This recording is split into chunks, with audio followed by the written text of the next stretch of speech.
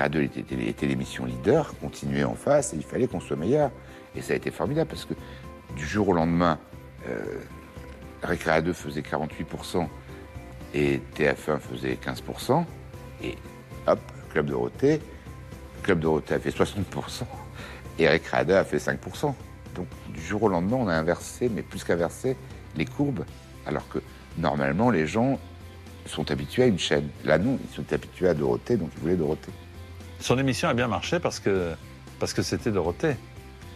Parce que son équipe était très inventive, parce qu'ils étaient en direct, parce que chacun avait son rôle très très précis. Hein, c'est astucieux d'avoir pris chacun des personnages très différents mais complémentaires. C'est un succès, je dirais même pas un succès d'audience, mais un succès populaire, immédiat. Mais ce succès populaire n'est pas le fruit du hasard. Quelques mois avant la création du Club Dorothée, le paysage audiovisuel a subi une véritable métamorphose. De nouvelles chaînes privées sont apparues, marquant les débuts de la télévision commerciale. Récemment privatisé, TF1 a été racheté par le groupe Bouygues. À l'époque, la star des enfants, c'est Dorothée. Et jusqu'à la création du Club Dorothée, l'émission phare pour la jeunesse depuis le début des années 80, c'est Récréa 2 sur Antenne 2. Bonjour à tous. Bonjour à tous. À la fin de la saison 86-87, de nombreuses stars de TF1 ont rejoint la concurrence, notamment La 5, la nouvelle chaîne du magnat italien Silvio Berlusconi. À TF1, Étienne Moujotte, le nouveau directeur des programmes, s'est mis en quête de nouveaux visages emblématiques pour la chaîne. Étienne Moujotte nous convoque et nous dit c'est une catastrophe. Et notamment dans la jeunesse, on est complètement paumé. Donc, il faut que vous m'aidiez. Il faut que vous me rameniez Dorothée. TF1, Christian Dutoit et Étienne Moujotte se disent on va prendre Dorothée d'un côté comme animatrice vedette et responsabilité jeunesse et ses producteurs de spectacles et de chansons pour produire ces émissions jeunesse. À l'époque, tout le monde leur disait mais vous êtes fous, vous courez à la ruine, à la faillite et tout ça. C'est bien justement ces gens qui ont la folie de dire on va essayer et on va faire. Et heureusement, ils avaient, quand je dis folie, c'est vrai, ils ont la folie de créer le Club Dorothée, qui était complètement incroyable à l'époque. Ils sont fous, on est fous ensemble et on y va. TF1 demande à AB Productions de produire 7 heures d'émissions par semaine. Jusque-là, la seule expérience télévisuelle des producteurs, c'était la collection Discopus pour Antenne 2, quelques captations des spectacles de Dorothée et de shows de l'animatrice en prime time. Dès mai-juin 87, ça a été la grande agitation avec donc le besoin de trouver des plateaux.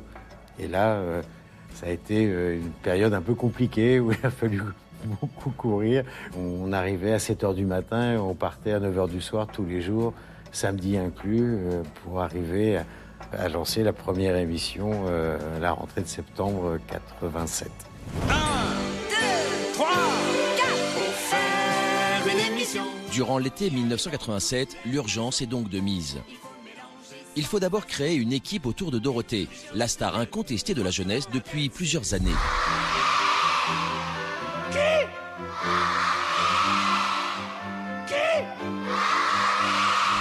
Repéré par Jacqueline Joubert, la mère d'Antoine Decaune, en 1973, Frédérique Hochdé, alias Dorothée, fait ses débuts à la télévision comme animatrice pour le service public.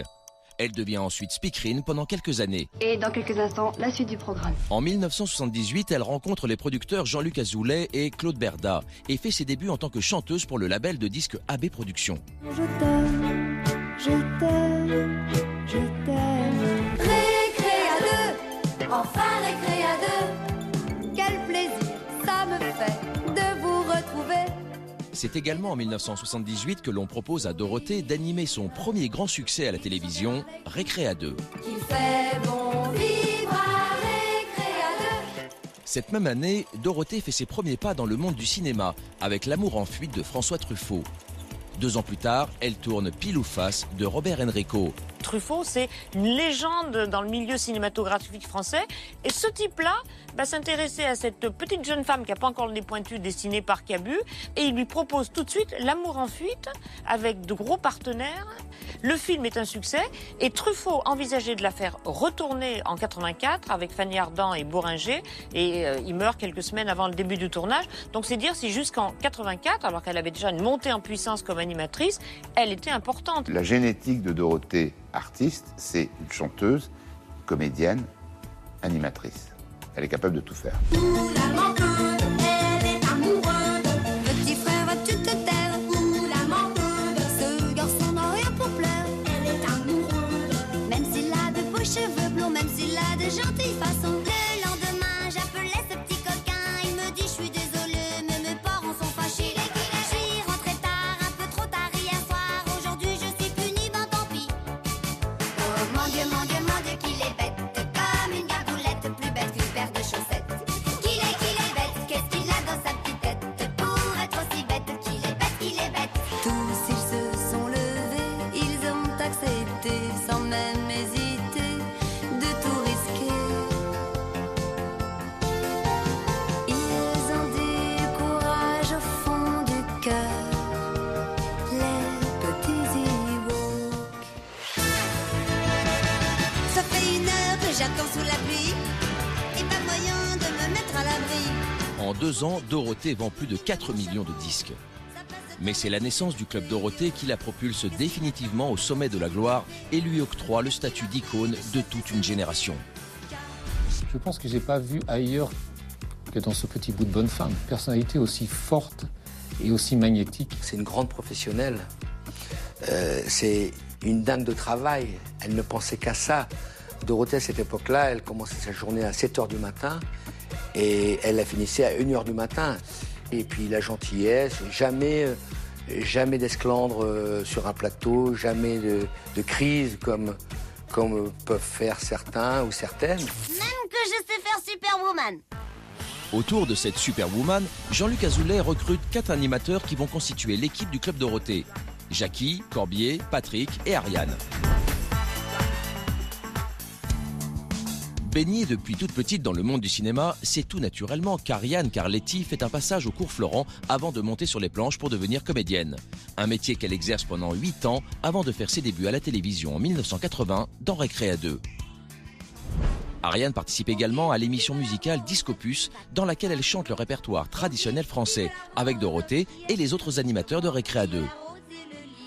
Qu'a des rousselles à 3 habits, qu'a des rousselles à 3 habits. 2 jaunes l'autre en papier gris, 2 jaunes l'autre en papier gris.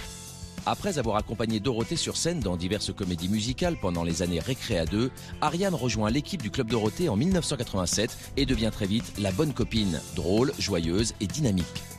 Ariane, c'est une amie que vous connaissez parce que vous l'avez vue très souvent avec moi sur scène. Je suis la plus petite. On peut le dire. Hein. Bon, non, mais ça va, t'es assise, on voit pas encore. Bah, vous allez voir. Mets-toi près de Corbier là, pour voir un petit peu. Regardez, On se lève tous les deux? Tous les deux, levez-vous là, levez-vous. Mais on s'aime bien quand même. Oui. Hein. T'as mis des talons aujourd'hui. Un petit peu. Pour moi, c'est la petite française typique comme ça. C'est le personnage piquant, plein de réparties, voire même un petit peu vacharde à l'occasion, mais qui est vraiment ce petit personnage féminin comme ça, plein de verve.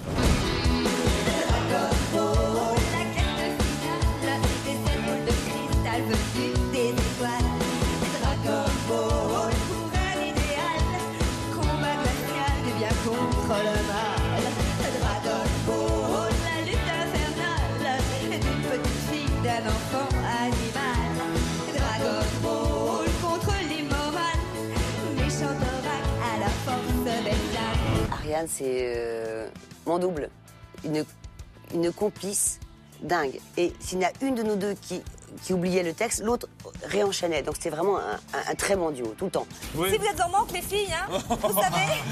D'où je viens de nous Bon, regarde, on se calme. Allez, on se s'installe. calme. En plus, là où Ariane était coquine, c'est que quand il y avait un truc drôle, elle avait l'œil qui frisait, et là, c'était pas possible. Grand chef, taureau qui... C'est un rire incroyable.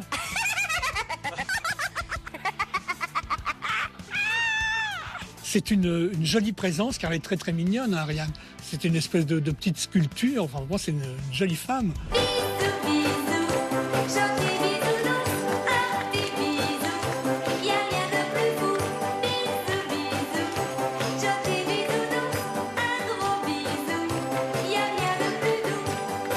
Au cours de l'aventure Club Dorothée, Ariane rencontre celui qui deviendra son compagnon et le père de ses enfants, Rémi Sarrazin, le bassiste du groupe Les Musclés.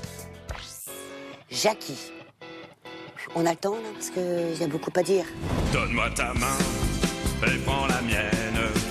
Avant de devenir Jackie, le personnage loufoque du Club Dorothée, Jackie Jakubovic débute en 1973 comme attaché de presse pour le label de disques Phonogramme. L'école est finie. Alors j'étais attaché de presse de Serge Gainsbourg, Bob Marley, Elton John, Rod Stewart, Roxy Music, Genesis, Jerry Lee Lewis, voilà, Bachung. En 1978, ce grand fan de musique au look original démarre une carrière d'animateur télé aux côtés d'Antoine Decaune dans l'émission Chorus. Un an plus tard, grâce à Jacqueline Joubert, il rejoint Récré à 2 et continue parallèlement son parcours d'animateur d'émissions musicales. Les Enfants du Rock avec Antoine Decaune et Philippe Manœuvre, ou Platine 45, la première émission française à diffuser des vidéoclips. Salut, c'est Jackie qui vous propose Platine 45. Attention au virage. Quelques années plus tard, il se retrouve à l'Olympia avec Dorothée, qui l'accompagne dans ses comédies musicales. Avec Lio, il enregistre également plusieurs duos, dont le célèbre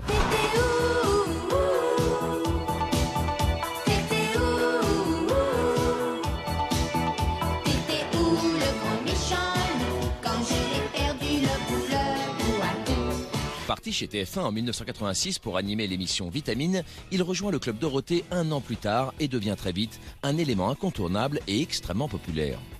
J'ai mis des années à le comprendre. Des années. Beaucoup de temps. Je ne comprenais pas le personnage. Sans doute parce que je ne suis pas du tout rock'n'roll, donc je ne comprenais pas. Je le voyais faire le saut comme ça. Je me disais, mais qu'est-ce qu'il fait là? Je ne comprenais pas.